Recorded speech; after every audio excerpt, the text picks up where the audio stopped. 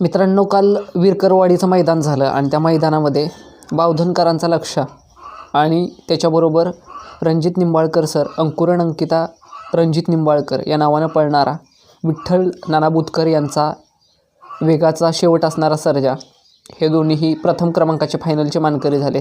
दोघांचंही मनपूर्वक अभिनंदन. पण एक आनंदाची बातमी म्हणजे कालच्या मैदानात अनेक मुलाखतींच्या माध्यमातून नानांनी असं सांगितलं की मी विमल कायमची सोडून दिली.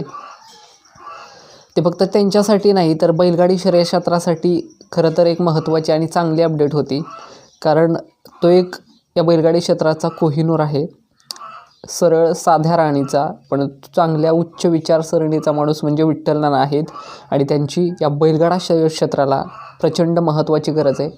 नानांच्या जीवनावरचा किंवा त्यांच्या भेटीचा एक व्हिडिओ लवकरच आपल्या भेटीला घेऊन येतो आहे व्लॉगच्या माध्यमातून.